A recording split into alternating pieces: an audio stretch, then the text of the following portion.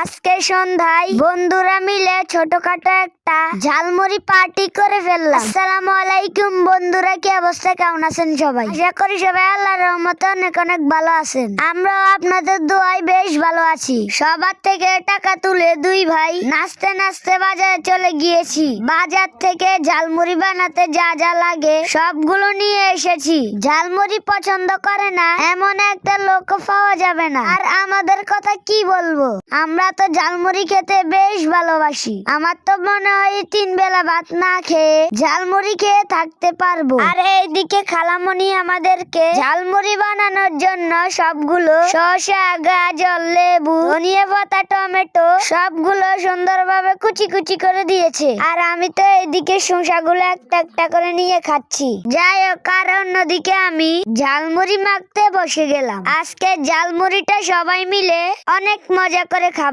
ঝালমুড়ি গুলা মাখতে মাখতে আমার শুভাকাঙ্ক্ষীদের 2-1টা কমেন্ট পড়ে আসি। আসলে সবার কমেন্ট তো আর একদিনে পড়া সম্ভব না, তাই চিন্তা করলাম একদিন একজনের কমেন্ট পড়বো। নোয়াখালী থেকে কমেন্ট করেছেন সানজিদা আহমেদ, সৌদি আরব থেকে কমেন্ট করেছেন আতিকুর রহমান রাতুল, কুমিল্লা থেকে কমেন্ট করেছেন রাসেল, নরসিংদী থেকে কমেন্ট করেছেন আজিজুল ইসলাম, শেরপুর থেকে কমেন্ট করেছেন তাহসিন আল আরাফ। ঝালমুড়িতে আসল কাঁচা মরিচে দিতে ভুলে গিয়েছি, পরে আবার কাঁচা মরিচ কেটে দিয়েছি। স্কুল মাদ্রাসা বন্ধ হওয়ার কারণে যখন যা খেতে ইচ্ছে করে তাই করি। যাই হোক, অনেক অপেক্ষা করার পর অবশেষে ঝালমুড়ি গুলো মাখা হলো। সবাই তো কি মজা করে খাচ্ছে।